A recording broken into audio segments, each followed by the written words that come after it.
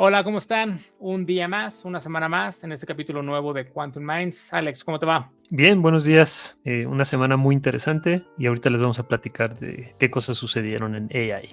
Perfecto. ¿Y tú, Héctor, cómo estás? Muy buenos días. Hola, pues yo estoy muy bien, muchas gracias por preguntar. Esta semana ha sido bastante de avances en el trabajo. La verdad es que han sido poquitos, pero sustanciosos en pocas palabras. Mañana tengo una presentación, una actividad que me gusta bastante hacer y ya estoy preparándome para hacerlo. Entonces, muchas gracias. Espero que este episodio les guste.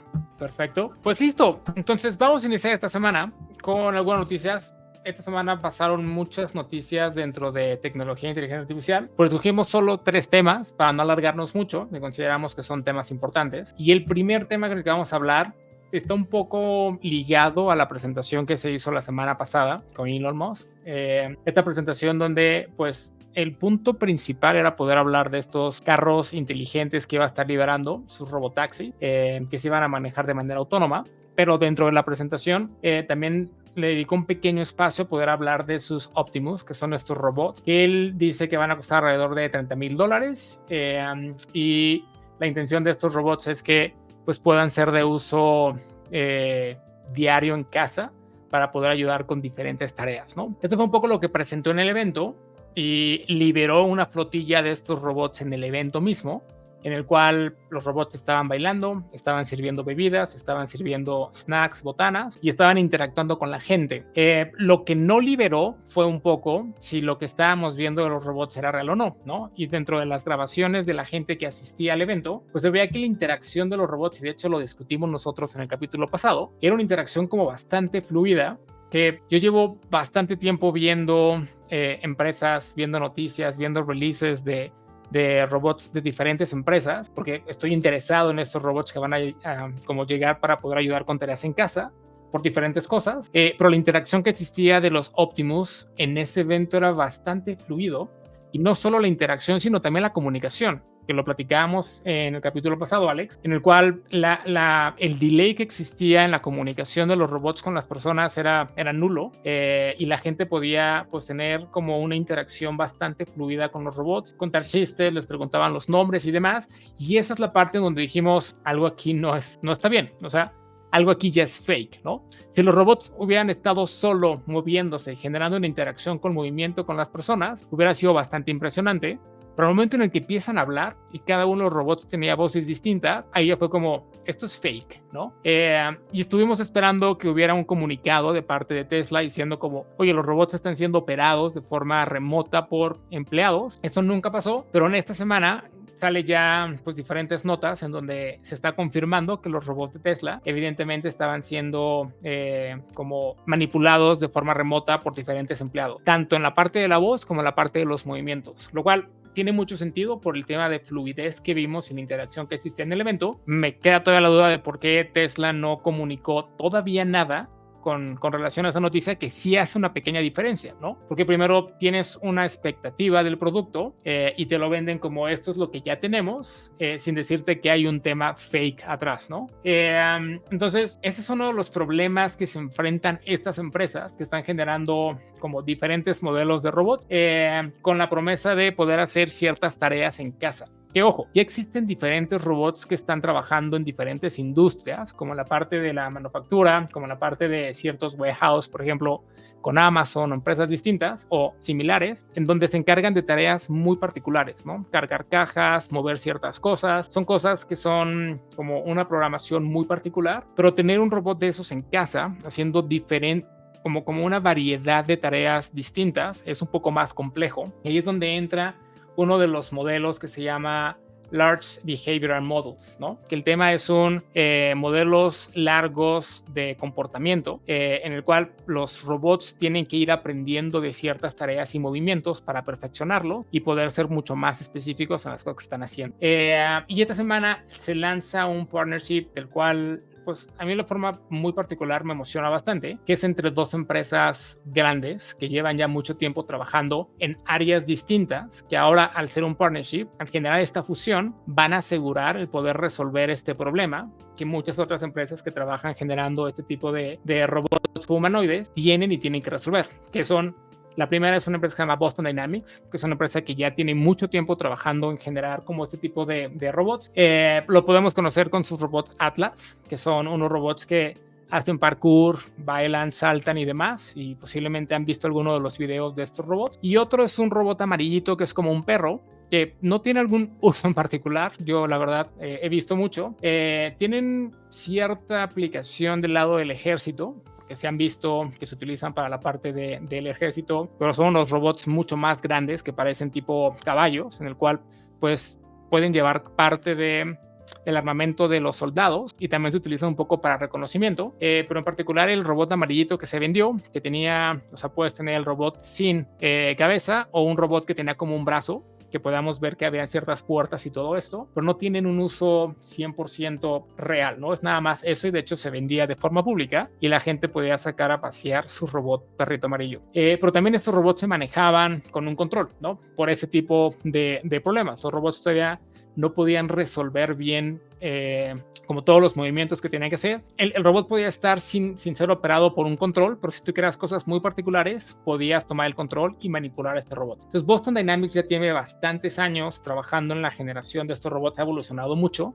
Yo venía viéndolos de hace, pues yo creo que alrededor de 10 años, y la evolución que han tenido los robots durante ese tiempo ha sido bastante impresionante, aunque ahorita, viendo la competencia con otras marcas, las cosas que se empiezan a hacer, pues otro tipo de empresas empiezan a ser como más específicas. Ahí es donde entran los robots de Tesla, los Optimus, porque ya podían hacer ciertos movimientos que los de Boston Dynamics no lograron hacer, salvo ahorita su nueva presentación de este robot Atlas, en donde ya es un robot 100% eléctrico, y lo que intentaban hacer es queremos competir con lo que está sacando Tesla, queremos sacar un robot que se pueda realmente como utilizar para uso doméstico, ya con una tarea específica, ¿no? Y los robots nuevos que sacaron, que son los eléctricos, sustituyen a los robots grandotes que teníamos, que son los hidráulicos de Boston Dynamics. Entonces, ahorita con este partnership, es Boston Dynamics, se está haciendo un partnership con una subdivisión que tiene Toyota, que se llama Toyota Research Institute, en el cual esta institución o subdivisión se encargaba de temas de AI, particularmente en el tema de Large Behavior Models, que es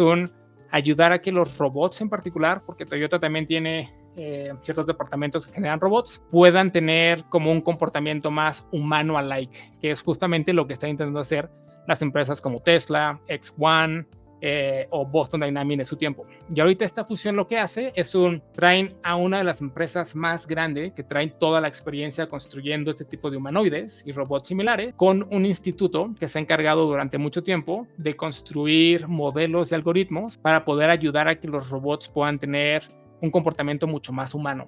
Y ahora lo que van a hacer es trabajar una etapa de research en el cual esta nueva versión del Atlas de Boston Dynamics, que es como la versión eléctrica, pueda tener comportamientos, pueda tener como una movilidad mucho más alike a los humanos para hacer tareas ya muy específicas directamente en casa, lo cual es bastante bueno porque esto ayuda a resolver problemas del cual por qué los robots o la promesa de que el Optimus vaya a estar en tu casa lavando los trastes, lavando tu ropa, tendiendo tu cama, doblando la ropa, limpiando tu casa, ahora sí pueda pasar porque ya va a haber como una investigación mucho más profunda y se van a empezar a generar tanto los modelos como los algoritmos para poder conseguir esos movimientos que son mucho más precisos. Entonces estoy como bastante emocionado, ya que esto lo que va a hacer es acelerar muchísimo pues toda esta parte de investigación y aplicación ya directamente con dos empresas muy grandes que llevan mucho tiempo trabajando en esto. ¿Tú qué opinas de esta parte, Alex? Pues me gusta mucho ver que estas dos empresas se unen. La verdad es que, lo primero que pienso cuando escucho a Boston Dynamics es en estos robots que todo el mundo pensaba que iban a venir a destruirnos. Y Sí.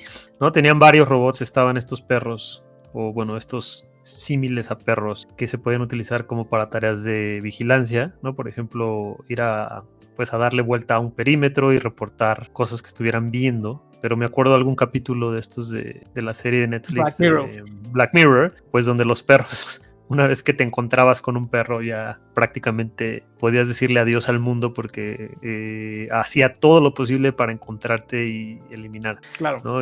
Y esto me hizo recordar un poquito, pues recién, ¿no? A Eric Schmidt diciendo, en el futuro las guerras se van a hacer con drones. Y una vez que tú veas a un dron, tu posibilidad de que estés vivo en los siguientes 5 minutos se van a reducir bastante, ¿no? Porque pues el dron va a reportar tu tu Ubicación. posición, y probablemente si él no puede pues acabar contigo, algún otro de los drones, de ese enjambre de drones, probablemente lo haga. Entonces Ok.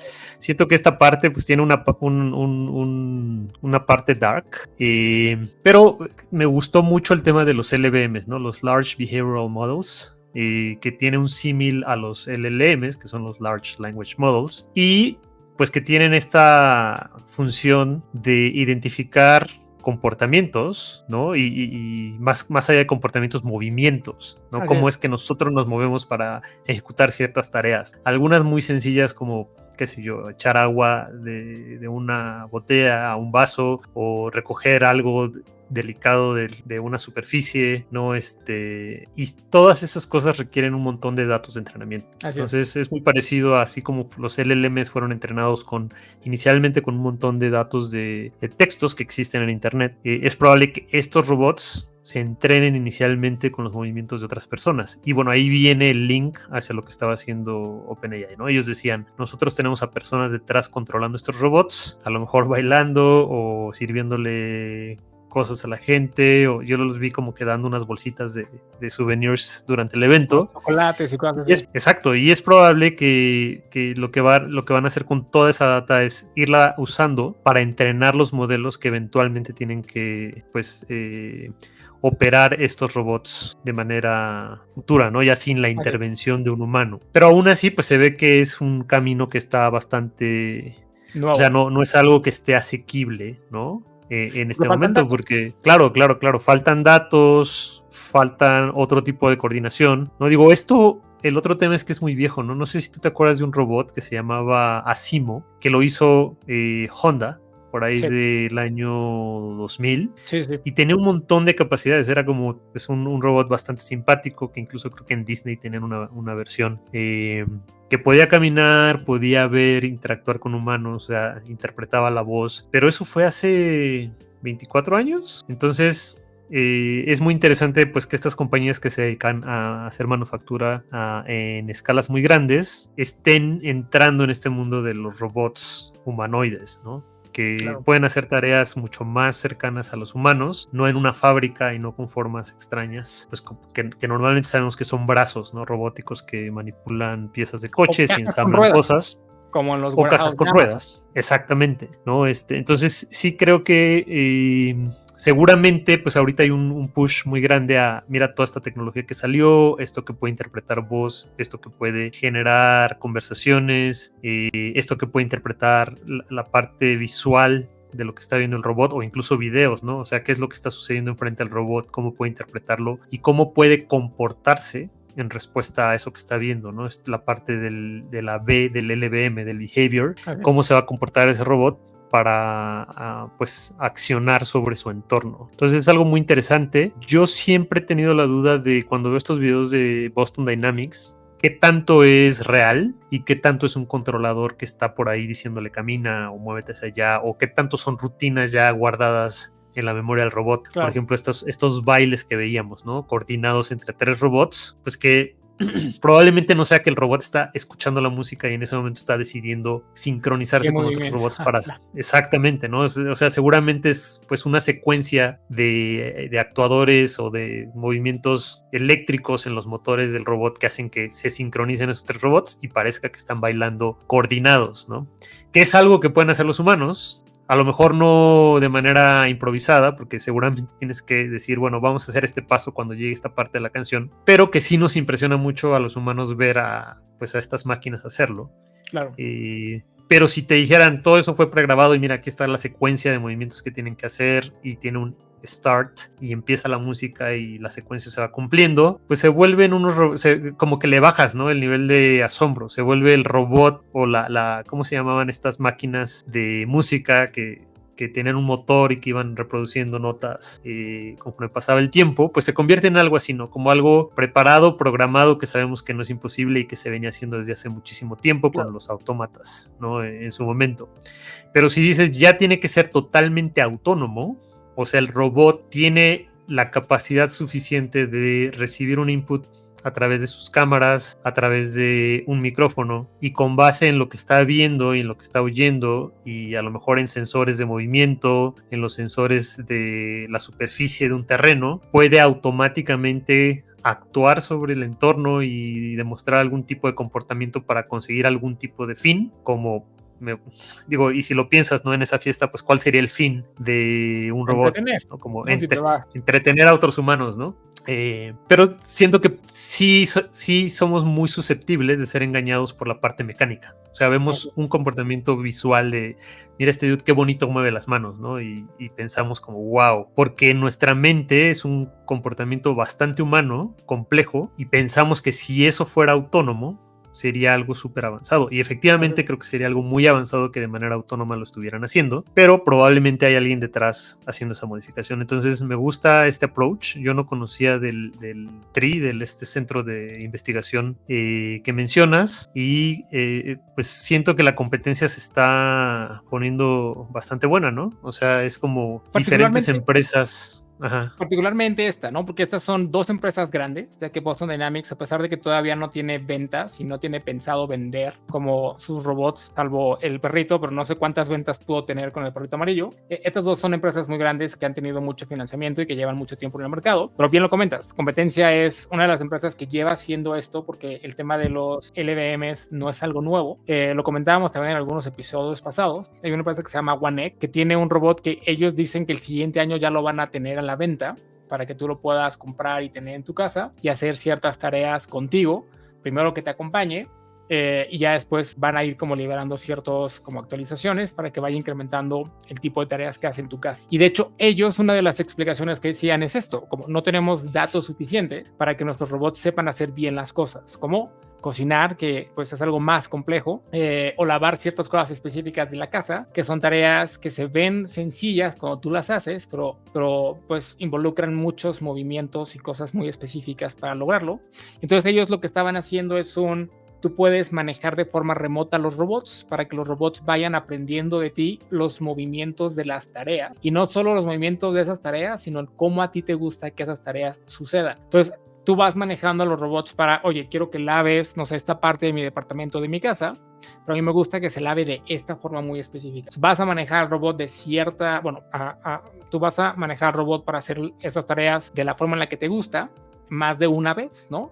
Para que el robot vaya aprendiendo de tus movimientos y posteriormente ya sepa cómo hacerlo y tú le puedas ya mandar la orden de limpia esa parte de la casa y el robot ya va a saber cómo, porque ya tuvo el training contigo, ¿no? Esta parte de Machine Learning, en el cual tú guiaste al robot cierto número de veces haciendo la misma tarea repetida ciertas veces, el robot aprende de eso y lo implementa. Esto es una implementación de un LVM, y ahorita lo que va a pasar con Toyota y Boston Dynamics es cómo podemos multiplicar esto para que la gente no tenga que manejar sus robots, sino para que más bien nosotros lo hagamos in-house y los robots que salgan a la venta ya salgan listos para hacer cualquier tipo de movimiento y tarea, porque ya saben hacerlo. Ahí es donde viene esta parte del research importante que van a estar haciendo in-house para poder implementar en el Atlas eléctrico que tiene Boston Dynamics.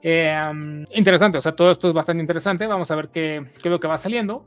El partnership se anunció esta semana y vamos a ver cómo se implementa. Posiblemente, como es research, también vaya a salir como cierta investigación que pueda ser utilizada por otras empresas que lo van a, por ejemplo, como X1 y otras empresas similares que necesitan esta parte para poder darle como un valor mucho más agregado a los robots que están pensando ya empezar a... Sí, de acuerdo. Y no sé si Héctor tiene alguna opinión, ¿no? Porque hay algo que en algún momento habíamos comentado sobre amplificar a la gente, ¿no? O sea, como que estos robots eventualmente van a permitir que extiendas tu capacidad de hacer cosas o de mejorar tu nivel de vida. Entonces, no sé ahí si nos pueda dar algún comentario.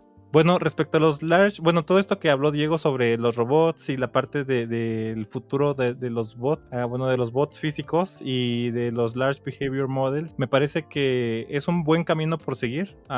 Siento que muchas partes o muchas cosas que estamos viendo hoy son más para llamar la atención que realmente útiles. Otra vez reitero esto, ¿no? Que siento que gran parte de lo que Elon Musk hace es para jalar inversión, ¿no? Pero lo que sí me gusta es que estemos avanzando en robótica. Yo creo que la robótica nos puede ayudar bastante en el desarrollo humano en general. Lo que siento es que estos robots humanoides son, les digo, son stunts publicitarios o stunts para llamar la atención. Siento que los robots más útiles no tienen forma humana.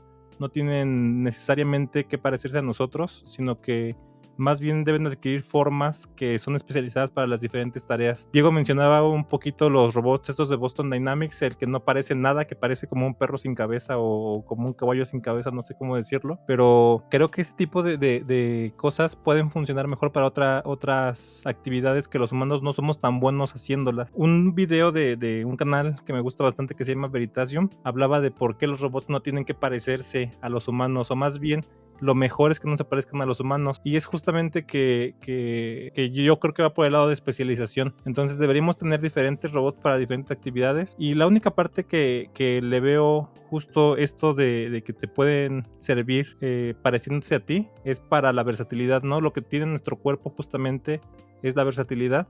Y aparte, si quieres que se desarrollen en un mundo hecho para nosotros, los humanos, probablemente puede que sea bueno que se parezcan a nosotros en ese sentido, pero siento que van a ser los menos útiles, justamente los que reemplazan actividades como comunes, ¿no? Lo pienso, por ejemplo, en otras máquinas que ya hacen las cosas mejor que nosotros. Por ejemplo, las lavadoras de ropa, ¿no? O sea, no se parecen o no imitaron la forma en la que los humanos lavamos la ropa. O, por ejemplo, las lavadoras de trastes tampoco imitaron para nadita la forma en la que lo hacemos. Entonces, probablemente lo que necesitamos son dos cosas. Uno, nuevas formas de hacer las actividades que queremos. Y dos, máquinas especializadas en eso. Creo que esas son las mejores formas de avanzar en esa parte. Y respecto a los modelos grandes de comportamiento, me emociona esa parte que se está desarrollando nuevas capacidades para las máquinas. La verdad es que no he investigado mucho sobre cómo funcionan o sobre qué tanto se parecen a los LLMs o a otras cosas, pero creo que podríamos hablar de ellos en el futuro. Ok.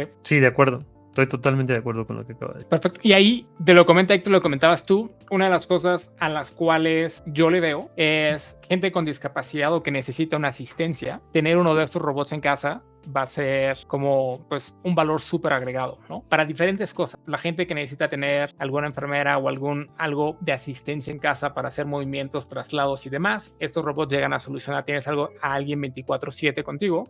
Que va a poder hacer cosas muy específicas que tú necesitas para tu cuidado. En caso de las personas en silla de ruedas, de igual forma, tienen ya como apoyo externo en el cual también nos pueden ayudar para muchas otras cosas. Veo bastante valor, no solo en temas de voy a tener quien me lave los trastes, quien me doble la ropa y demás, sino otro tipo de mercado va a tener un valor agregado enorme en tener este tipo de soluciones en casa para uso personal y de cuidado diario, ¿no? Entonces, pues claro, eso fue todo con esta noticia. Cuéntenos en comentario qué les parece esto, qué les emociona, en qué les gustaría ver una aplicación de este tipo de robots cuando empiezan a salir, que como van viendo en cada capítulo o en algunos de los capítulos hemos estado hablando un poco más de forma seguida de estos robots y hay empresas que empiezan a venderlos desde el siguiente año, así que ya son una realidad. Nada más tenemos que empezar a ver cómo evolucionan y evidentemente que vaya mejorando el tema de la implementación. Por ahí pasamos a otra de las noticias que también ha sido como un poco de revuelto, que lleva ya como bastantes semanas estando en top of mind para mucha gente, que es el tema de NotebookLM. Cuéntanos, Alex, ¿qué tenemos esta semana de esa noticia? Perfecto. Bueno, NotebookLM, para los que no lo han escuchado, hacemos un resumen muy rápido. Una herramienta que salió a inicios de este año. O sea, yo vi el lanzamiento como inicial pues imagínate que es como un repositorio para ideas, ¿no? La venta era, haz tu notebook, ¿no? Que es como un espacio donde vas a trabajar. Agrégale documentos sobre los que quieras generar ideas o con los que quieras conversar, ¿no? Que es lo que ahora se hace con los LLMs, ¿no? Que les proporcionas una base de conocimiento y después puedes hacerle preguntas, puedes pedirle, hazme tú preguntas sobre este documento para ver si entendí bien el concepto, o explícame esto como si yo fuera alguien que no tiene nada de conocimiento en el tema, o qué sé yo, hazme un resumen ejecutivo de lo que habla Esther, ¿no? Entonces puedes subir documentos, pueden ser PDFs, pueden ser videos de YouTube, pueden ser texto, ¿no? Crudo, y eventualmente se van a ir agregando más tipos de documentos, pero lo que agregaron recién, esto sería hace como un mes y medio, 2 meses, fue la capacidad de generar un podcast automáticamente con base en ese conocimiento que tú estabas subiendo. Entonces, de las capacidades que tenía podías subir hasta 50 documentos, que son un montón, ¿no? Con diferentes tipos de información. Y con base en esos 50 documentos le dabas generate y te generaba un podcast de entre 7 y 10 minutos, donde 2 personas están hablando alrededor de sus temas, ¿no? Un poco parecido a lo que hacemos nosotros, pero todo esto era automático, ¿no? Y empezó a levantar bastante revuelo. Yo la primera vez que lo vi orientado a otro producto que se llamaba Illuminate, me parece. Pero ese Illuminate había un waiting list y era largo, y entonces por ahí alguien dijo... No, Illuminate de Google. Pero el tema es que te suscribías, yo nunca vi que me aprobaran. No, aparentemente era accesible para solo cierto tipo de personas, pero alguien por ahí dijo, sí, también se puede hacer en el Notebook LM. Y entonces nos metimos ahí y vimos que efectivamente podías generar podcast. Y eso se ha convertido en un vicio para mí, ¿no? Ahora cualquier cosa que quiero como revisar, es chistoso porque siento que el killer feature que tiene es que pues, subes un artículo o un video, por ejemplo, he subido videos de 50 minutos y te genera un podcast de 10 minutos. Y en realidad, si escuchas todo el video de 50 minutos, te das cuenta que en el podcast sí cubrieron como las cosas más relevantes de ese video. Entonces te sirve mucho para entender del tema sin necesidad de leerlo directamente o ver el video de 50 minutos. O de 2 horas. Creo que alguna vez le puse uno de 2 horas de un cuate que hace un podcast de salud y fue como, wow. O sea, sí te daba los temas específicos. Ya después tiene mucho más cosas, como que te digo, puedes generar un FAQ o puedes generar un resumen o puedes pedirle que le llaman como una guía de estudio donde te dice, mira, acá están los temas, responde estas preguntas y básicamente es ver si entendiste lo que decía el video o lo que decía el paper. Esto fue lanzado como un experimento de Google, como de su división de Lab y de Research, ¿no? Y tenía esto, era un beta experimental. La noticia de esta semana es que se gradúa, ya no va a ser un experimento, ya no está en beta, ya se gradúa, pero además le van a dar un spin a B2B, ¿no? Entonces eso está bastante interesante. O sea, y bueno, entre otras cosas sacaron un par de features, pues uno muy ligerito, que es que cuando estés oyendo el video vas a poder también estar conversando con tus documentos mientras oyes el podcast, que ese la verdad es que no me parece bastante relevante, pero pusieron otro en el que antes de generar el podcast tú puedes pasarle como notas a los speakers y decirles, bueno, en este video concéntrate en dar un repaso bastante profundo de la tecnología alrededor de esto que te estoy diciendo,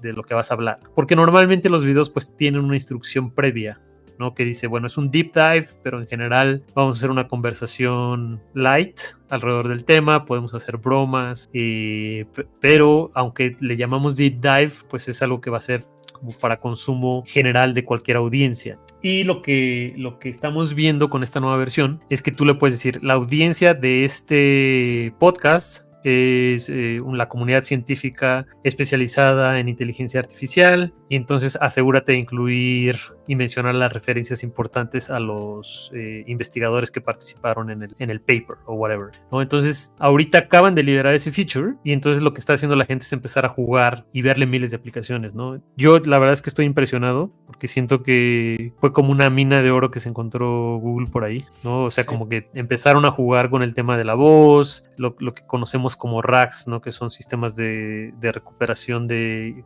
conocimiento y generación de textos con base a ese conocimiento, pero además la forma en la que desmenuzan un tema y luego lo van exponiendo durante el podcast es impresionante. Y yo lo he usado para un montón de cosas. No la parte exclusivamente del podcast, por ejemplo, pues le he subido esquemas de bases de datos completos y te ayudan a hacer los queries. Le dices, quiero saber el promedio de, qué sé yo, de ventas de esta empresa a lo largo del tiempo. Y si el sistema conoce el esquema de tu base de datos, te tira el query de SQL con el que puedes hacer esa exploración de lo que tú estés buscando a nivel de negocio, por ejemplo. A veces se equivoca, pero puedes corregirlo. O sea, le dices, no, aquí no me salió el dato, dame otra fórmula, o estoy usando otra base de datos, estoy usando específicamente, qué sé yo, MySQL, dame el comando específico y sabe hacerlo, ¿no? Entonces he estado jugando como que desde diferentes aspectos y le veo totalmente sentido a que lo empiecen a hacer para B2B, ¿no? Entonces siento que lo van a integrar a la suite de Google, que pues creo que tú estás pagando, entonces a ver, ahorita me platicas un poco cómo la estás explotando, pero probablemente te empiecen a dar herramientas para ahorrarte tiempo, ¿no? Yo siento que algo que le falta a esta herramienta y que seguramente vamos a ver que sale muy pronto es la capacidad de hacer investigación Claro. pues de forma autónoma, ¿no? Porque muchas veces tú y yo estamos investigando, qué sé yo, sobre precisamente, ¿no?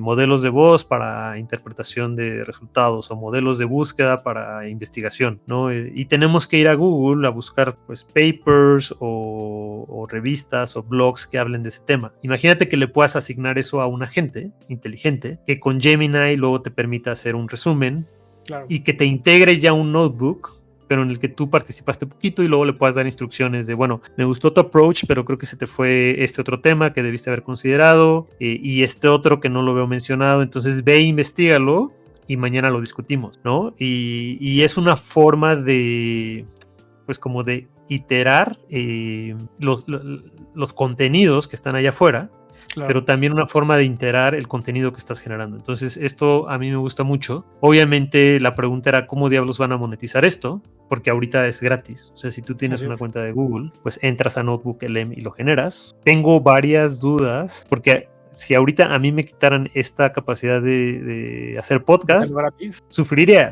un poco. Tampoco podría pagar otros $20 más por otro maldito servicio de inteligencia artificial a alguna otra compañía, ¿no? Ya tienes el de Cursor, ya tienes el Gemini, ya tienes el de Google, ya tienes el Copilot, qué sé yo, ¿no? Entonces sí siento que eventualmente tenemos que buscar alguna manera de limitarlo. Oye, pero no lo pagaría. O sea, ahorita tú Ajá. comentas que te está agregando mucho valor y que ya es más una adicción, ¿no? Sí. Sí te está agregando valor y lo utilizas todos los días. Y si lo agregan a un paquete que tiene Google y ahora tienes que pagar ese paquete porque no lo pagabas antes, o sea, sí te agrega un valor y tú lo estás comentando. ¿No lo pagarías por eso? Incluso, sí, probablemente sí, pero dejaría de pagar eventualmente sí. Se va a convertir en un tema de sacrificar, ¿no? Es como, es correcto. ¿qué dejo de pagar y qué sigo pagando? Así ¿no? es. Entonces, ¿Qué me agrega más valor, no? ¿Qué te agrega más valor? Digo, al final del día, pues sabemos que mientras te agregue valor, pues normalmente lo vas a pagar. Pero sí, creo que estamos llegando a un punto donde, bueno, ¿a quién le pago? ¿A OpenAI, a Google, a Amazon, a Microsoft, ¿no? A Perplexity, a Anthropic, a Mistral, ¿no? O sea, ya hay tantas opciones, a Cursor, ¿no? Que se está volviendo cada vez más difícil tomar esa decisión. Entonces Google me parece que encontró una minita de oro y orientándolo a B2B creo que hay bastantes posibilidades de hacer un montón de cosas allí. Claro. Me preocupa pues que hay gente que estuvo haciendo sistemas y que probablemente se va a ver desplazada, ¿no? Por estas herramientas. O sea, es como, sí, hicimos un sistema de, qué sé yo, de RAGs, ¿no? Para recuperación de información de negocio. Y de pronto llega Google y ¡pum! Tiene ya este notebook distribuido a todas las empresas. Y entonces Google absorbe ese espacio de negocio, ¿no? Que antes era la oportunidad de alguna startup a la que le invirtieron millones y trabajó durante mucho tiempo para generar valor. Y entonces es triste desde ese punto de vista. No sé si Google, dentro de las consideraciones de producto o de estrategia, vaya a pensar en, ok, ahora cómo le doy entrada a otras empresas a este ecosistema de productos, porque hay cosas muy especializadas ahí adentro, ¿no? Que sería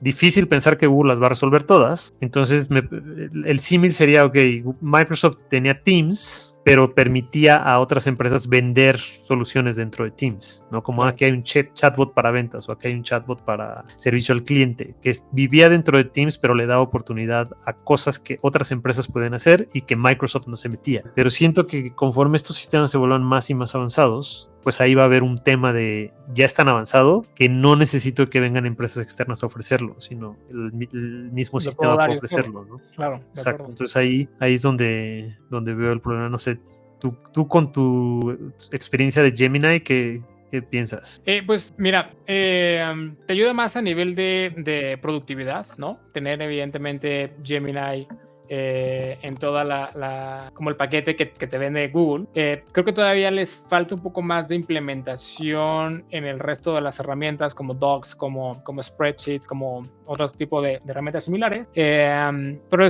depende de para qué lo utilices, ¿no? He utilizado Gemini en implementación con mis documentos, mi Google Docs, como para ayudarme como ciertas redacciones, darme ciertos templates, empezar a llenarlos, enriquecer la información y todo eso.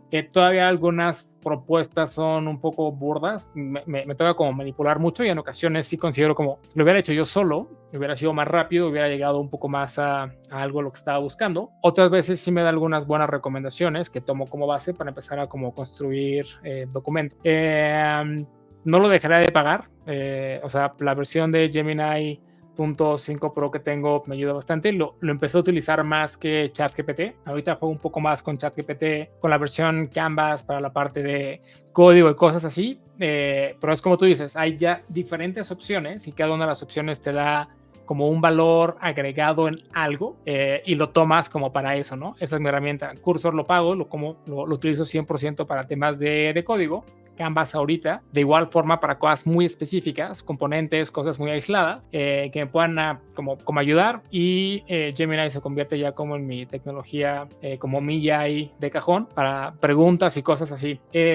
Con NotebookLM y veo cómo se puede integrar 100% a la suite de Google, que es la que estoy pagando, y también veo que puedo hacer como un producto. A lo mejor no sé si podría como incrementar el costo, pero yo también utilizo como NotebookLM ahorita de forma gratuita para hacer ciertos blog posts. Lo que estábamos hablando, fuera de blog posts como podcast, que te ayudan más a digerir información muy larga, ¿no? En vez de leerte un paper completo de cuántas páginas, te ayuda a generar un podcast que te puede dar como la misma información entre 8 y 11 minutos, que te puede ayudar a entender mucho más rápido, y en vez de dedicarle, pues no sé, todo un día completo a leerte un paper o a leerte o a verte como un video de 2 horas, tienes ya un podcast como muy reducido de entre 8 a 11 minutos del contenido, y sí hemos visto que es contenido bastante preciso con los highlights importantes de la fuente que tú le pasas, ¿no? Entonces, en caso de que lo hagan pago parte de la suite de Google, o sea, si ya lo estoy pagando, estaría viendo como el tema de seguirlo pagando para utilizarlo, y posiblemente tendría como estos tiers, ¿no? La gente que no lo paga va a tener esta limitante incluso de capacidad, la gente que lo paga va a tener incluso ahorita como acceso a nuevos features y demás, y es donde veo como un valor fuerte. Y a lo mejor con cierta integración con los documentos que tú tienes en Drive, porque puedes tener documentos, spreadsheet, otras cosas, y sí veo como esta integración a tu suite de las cosas que tú tienes en Drive pueden agregarte mucho más valor para, no sé, para generar otro tipo de tareas que ahorita tienes que hacer de forma muy manual. Así que yo vería como una buena movida haciéndolo esto. Esto todavía no es nada seguro. Nosotros estamos aquí como platicando que podría ser que lo agreguen a la suite de Google. Lo importante son los datos que ellos han recaudado, ¿no? O sea, ellos toman ahorita la decisión de irse a B2B porque han visto que B2B está utilizando NotebookLM muchísimo, ¿no? También usuarios y demás, pero han visto una cantidad enorme de empresas utilizando NotebookLM interno, y esto es lo que hace que Google tome una decisión de este es el camino, ¿no? Tenemos que ir para allá porque tenemos los datos que nos ayudan a respaldar la decisión, y a lo mejor sabemos bien en qué podemos empezar a construir o qué tenemos que empezar a construir adicional que le pueda agregar mucho más valor por lo que están intentando hacer ciertas empresas. Que no quiere decir que enfocándose un poco más a B2B le perdamos valor los que somos B2C, porque tendríamos también como una capacidad grande con estas nuevas liberaciones o features que se puedan construir, aunque no tengan con un enfoque más en B2B, pero como B2C puedes sacarle como mucho valor. Eso, o sea, creo que es una buena decisión. Qué bueno que toman la decisión de no matarlo. Ya sabes que Google es bastante bueno en liberarte algo de lo cual te haces muy dependiente, y después pues deciden matarlo. O sea, este es como un buen punto en el cual te das cuenta que una tecnología está funcionando, y en vez de decidir matarla, es un cómo lo hacemos más robusto, cómo ayudamos a que agregue más valor. Y también creo que platicar un poco de cómo nace NotebookLM, porque esto es un producto independiente que no nace internamente en Google pensado en resolver un problema en particular. Más bien nace pensando en la tecnología, y entonces lanzan algo para ver de qué forma lo utiliza la gente y ver cómo pueden crecerlo en eso para construir algo que les agregue valor en cómo la gente empezó a utilizar algo muy básico, ¿no? Y generalmente cuando haces producto es lo opuesto. Tienes que entender un problema, generas un producto que intenta resolver el problema, lo lanzas y sobre eso vas creciendo el producto con relación al feedback y como cosas muy particulares de la interacción que tienen como tus usuarios. Bueno, o sea, creo que fue como esta minita de oro que encontraron, y creo que vamos a ver muchísimo más de Notebook LM. Sí, la verdad es que, digo, se vienen como diferentes voces para los hosts, que ahorita solamente hay dos, un hombre y una mujer, pero vas a poder elegir como cuántas personas quieres que estén interactuando y vas a poder elegir la longitud, por ejemplo, ¿no? Ahorita el estándar son más o menos 10 minutos. Sí he visto que hay unos que salen muy cortitos cuando no tiene demasiado material, a menos de que seas muy específico en el prompt que le estás dando. Y yo siento que eventualmente esto se tiene que convertir más en un...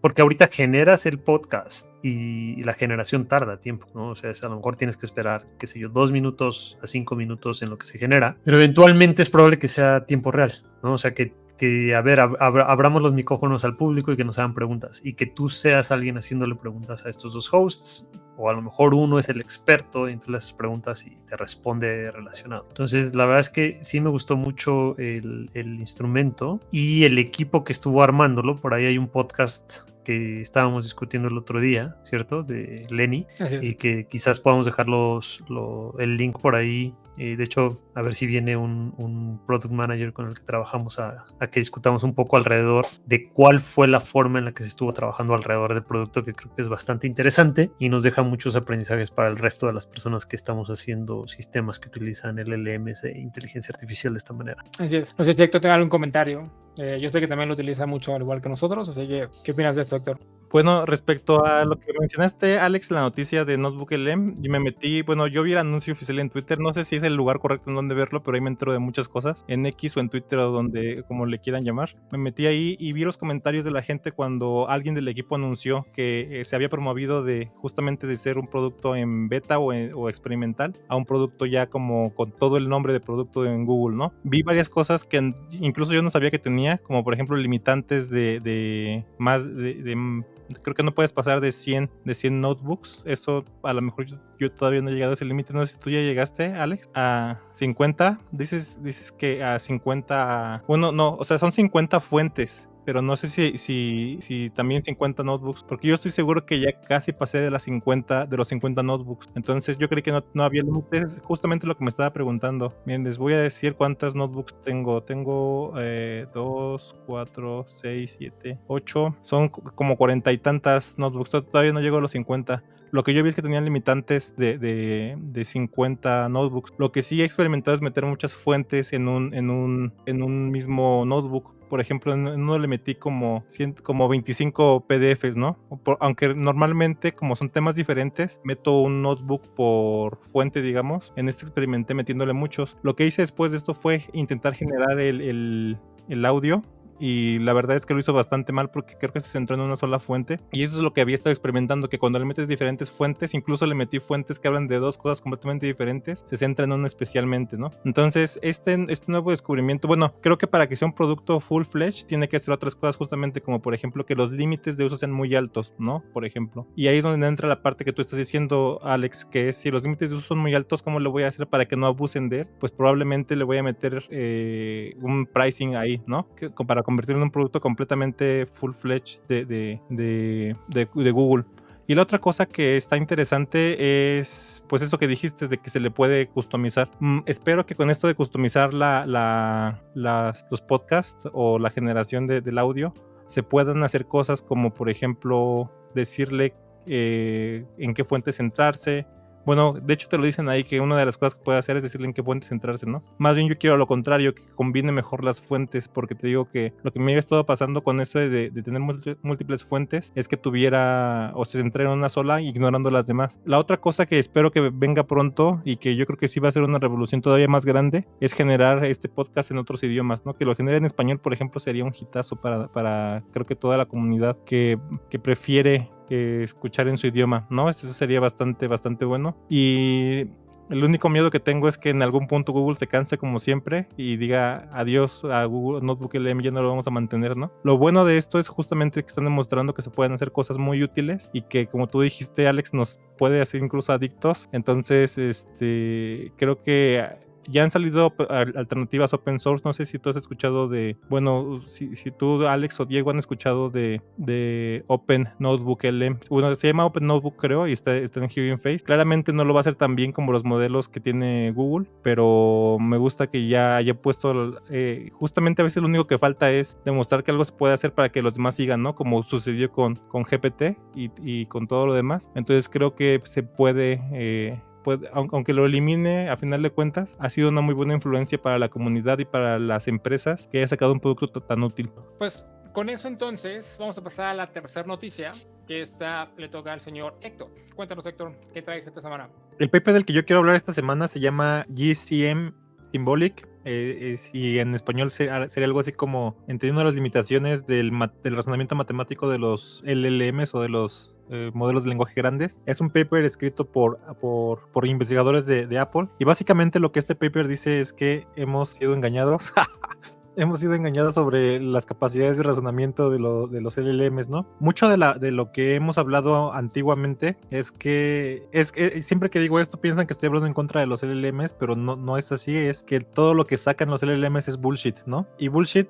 es una palabra como que tiene muchas o una amplia definición.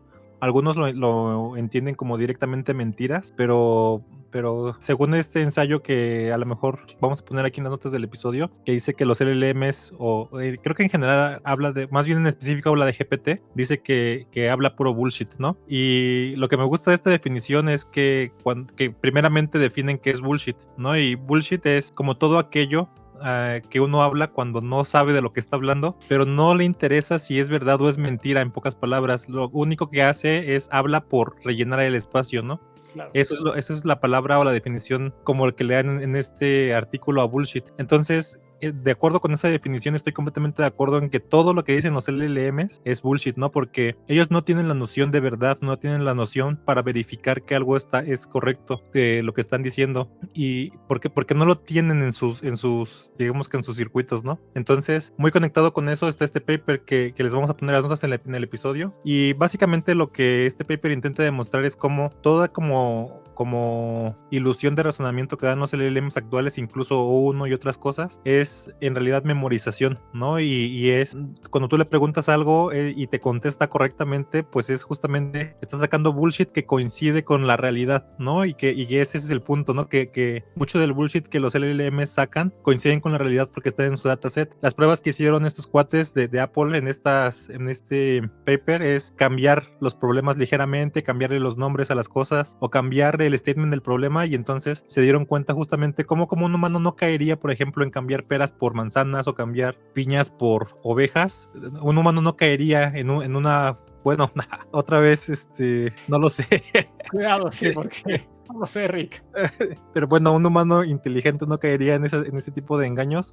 Un LLM cae y su performance baja, ¿no? Entonces, este es como el paper de hace una semana que hizo mucho revuelo. Y bueno, salieron muchos listillos a decir como, claro, como que no, o sea, era obvio, ¿no? Que no razonan. No estoy de acuerdo en esas aseveraciones, o sea, como, sí, claro, es obvio que no razonan, porque es como muy, muy fácil llegar a ver que alguien llegar a ver que alguien ya lo demostró, alguien más listo que tú ya lo demostró, y decir, miren, se los dije, ¿no? Sí, claro, claro, yo siempre lo supe. Sí, exacto, ¿no? Pero yo creo justamente que parte o sea, todos sabemos que el razonamiento completo no lo tienen, ¿no? Porque hemos visto cómo se equivocan en cosas muy simples, ¿no? Incluso los modelos más avanzados se equivocan en cosas muy simples, o los puedes engañar más o menos fácil, ¿no?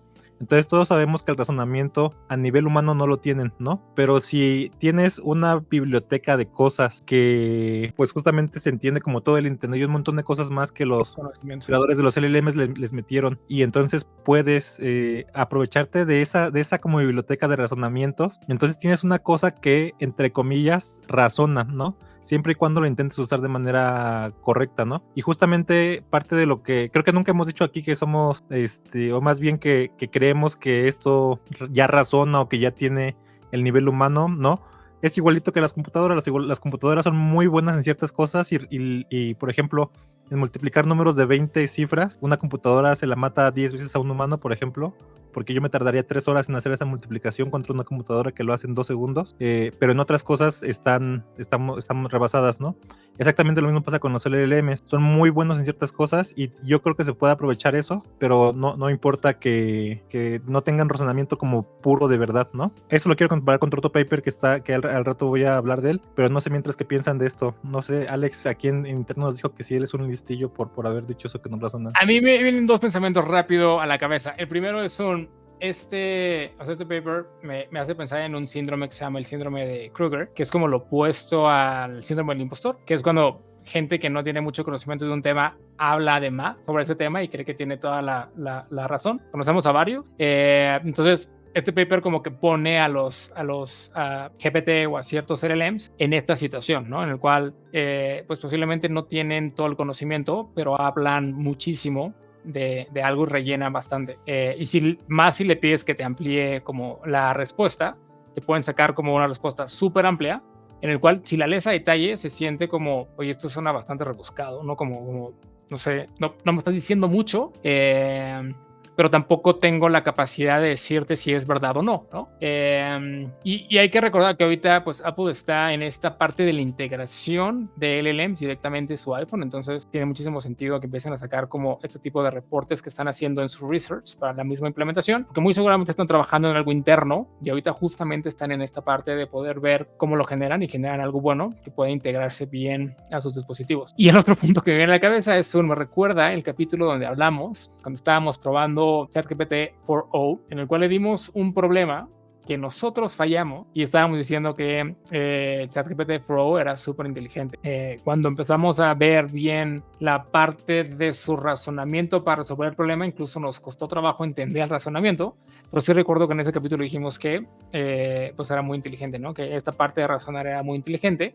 Habrá que ver si este paper en particular se centra en algunos modelos o que está hablando de todos en particular. Será como más interesante tener eso, pero esos son los dos pensamientos que vinieron ahorita hablando de esto. ¿Tú, Alex? Sí, o sea, a mí me gustó mucho y creo que es algo que en la práctica hemos experimentado bastante, ¿no? Al momento de usar el LMS, pues los utilizamos como una función, pero una función con un grado, con un porcentaje de probabilidad de que la respuesta esté dentro de los rangos que tú esperabas que tuvieran. O sea, hay veces que corres un proceso basado en el LMS y el resultado es wow, qué bien lo hizo, ¿no? Y lo vuelves a correr con los mismos inputs y no necesariamente con el mismo seed o con la misma temperatura, pero a veces el resultado es extremadamente opuesto, es como qué mal lo hizo, ¿no? Y se está convirtiendo en un juego de, sí, reset, ¿no? Vuélvelo a correr, a ver si la respuesta es correcta en esta tercera ocasión. Obviamente hay mecanismos para reducir este tipo de variación, pero es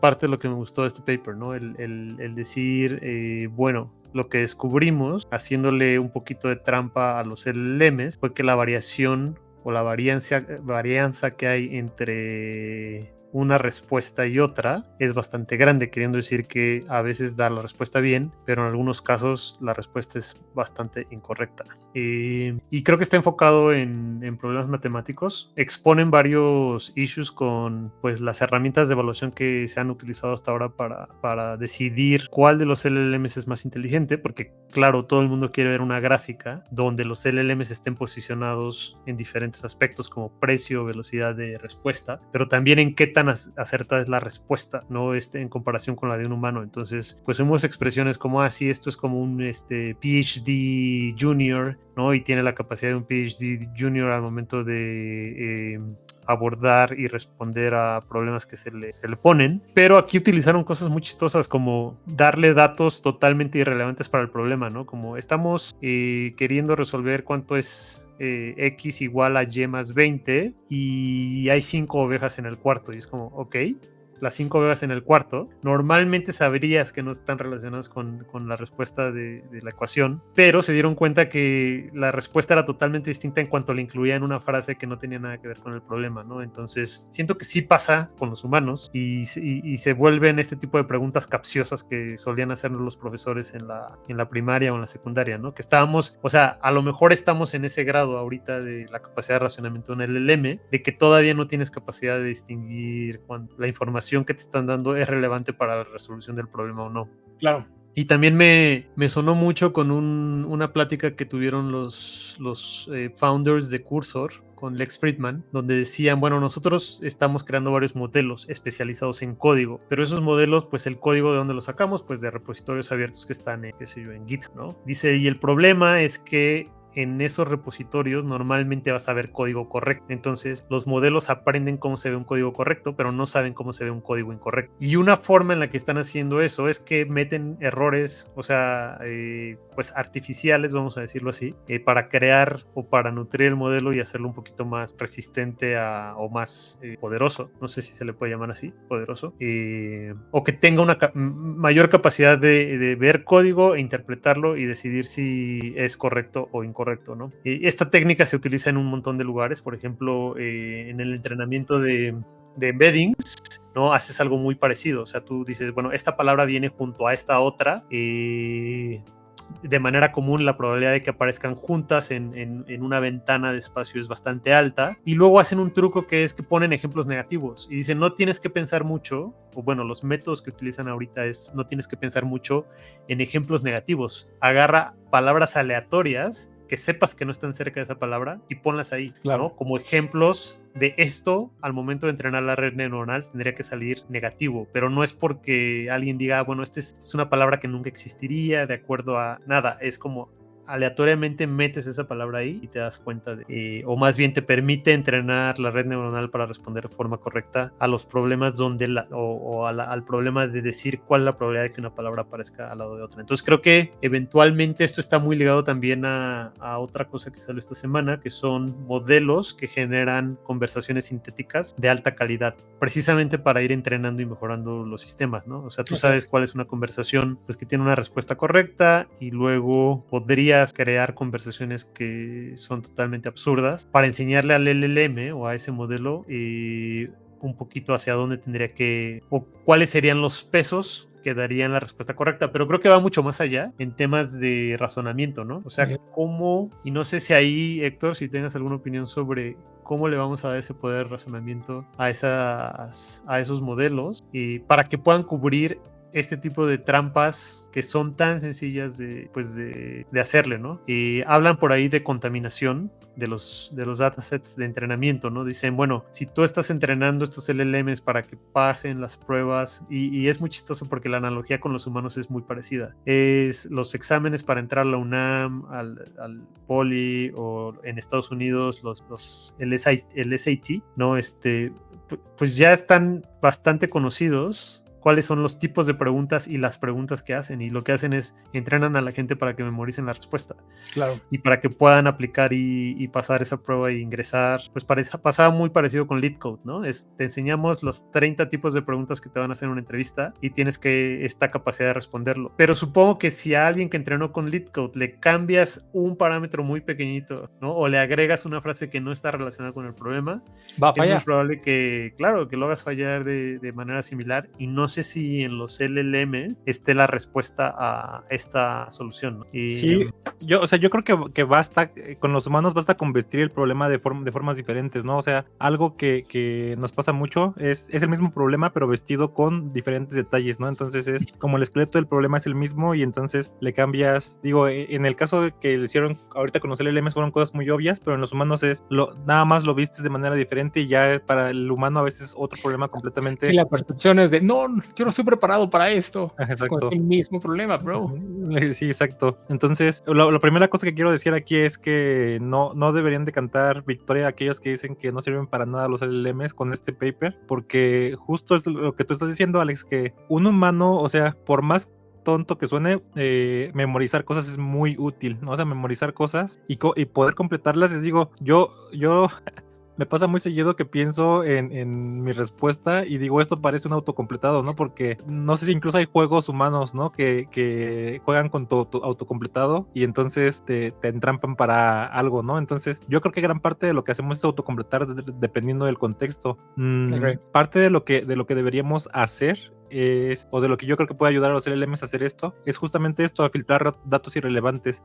Yo creo que probablemente solitos no pueden, o solitos a lo mejor no vale la pena entrenarlos para eso, sino ponerle cosas encima. Eso conecta con el segundo paper del que les iba a platicar, que se llama Chain of Thought, o sea, COT le ponen, le permite a los transformers resolver problemas seriales, le dicen, ¿no?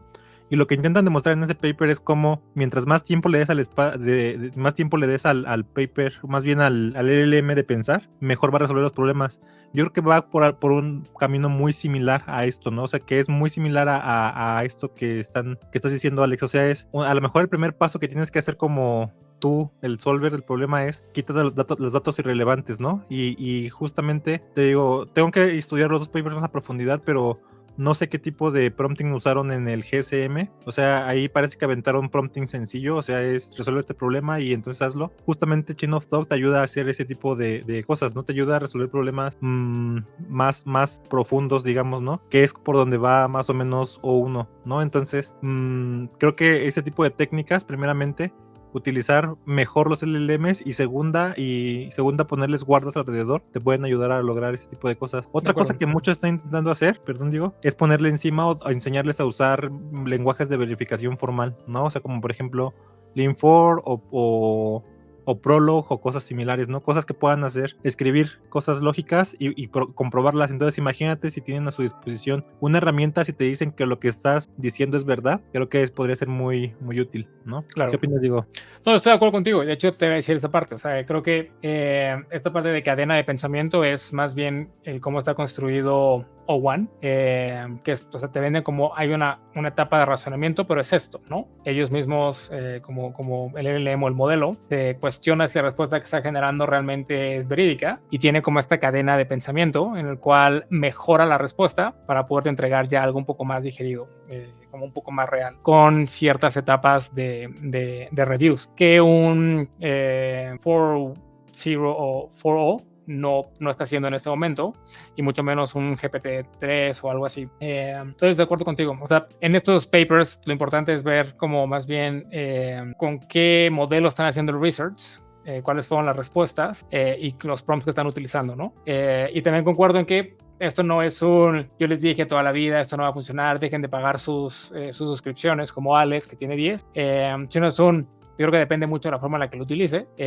y no solo es un copy-paste, ¿no? También, o sea, me pasa bastante con curso, y lo hemos platicado aquí nosotros, que con algunos LLMs que utilizamos, la respuesta que nos dan no es un copy-paste, checamos la respuesta, hay cosas que no nos hacen sentido, hay cosas que sabemos que no están bien, pedimos el cambio, ¿no? Y me toca como sí, tienes razón, esto no está bien, déjame te hago como el cambio específico, y ya te regresa algo mucho más real. Entonces creo que también viene la forma como interactúes con los LLMs, al resultado que vas a obtener y también los prompts que vayas generando y el chequeo de la respuesta que te vayan dando los mismos prompts. Sí, yo, o sea, en la parte de los LLMs, y que siento que son herramientas, y obviamente las expectativas que tenemos o a veces tienen los clientes con los que trabajamos son bastante altas, ¿no? Como, bueno, hazme un LLM que me resuelva el 100% de las preguntas que le haga cualquier persona en el mundo. Y te lo reportan, ¿no? O sea, te dicen, oye, aquí le hice trampa, le pregunté que quién era fulanito de tal y no me dijo. Y tampoco me dijo que no sabía, ¿no? Y es como, ok, es como decir, oye, me diste este martillo y hizo un hoyo en la pared. ¿Intentaste usarlo con un clavo? No, ok. ¿Y qué intentabas hacer con el martillo pegándole a una pared? Pues no sé, pero pensé que tu martillo me lo iba a resolver. Ok, difícil, ¿no? Digo, y esto es, por un lado es esperanzador, ¿no? Porque al ser una herramienta, pues el usuario es un humano. Entonces quiere decir que se requieren humanos para hacer un uso específico de esas herramientas. Siento que en algunos casos se está invirtiendo, ¿no? O sea que nos estamos convirtiendo en humanos que siguen las instrucciones de un LLM. Pero a lo mejor, digo, y obviamente a mí me gustan estos papers que exponen pues estos pequeños detalles de los LLMs, porque pues son detalles con los que tienes que trabajar y de los que tienes que estar consciente, ¿no? O sea, creer que el LLM te va a tirar una respuesta automáticamente correcta es la forma incorrecta de usar un LLM, ¿no? Tienes que saber que tiene limitaciones y tienes que saber la mejor forma de explotarlo, ¿no? Pues hubo mucha discusión al inicio sobre prompt engineering, ¿no? Si es una ingeniería o no es una ingeniería. Todavía ¿no? la hay, ¿no? Hay gente que no existe, ¿no? Pero es Claro, una ciencia escribir, y- literal. Sí, ¿no? Y vaya, no sé si es una ciencia ya como tal, pero sí es un arte, es artesanal, ¿no? El a veces sacarle lo que quieres al LLM, y a veces cuando lo consigues te das cuenta que le haces un upgrade al modelo, o que OpenAI hace un upgrade a su modelo, y que tu prompt en el que tanto trabajaste se va a la basura. Entonces ahí pues hay un trabajo muy importante de hacer evaluaciones. La parte de evaluaciones de los LLMs creo que es algo underrated, o sea, es como nadie lo pela, nadie evalúa sus LLMs.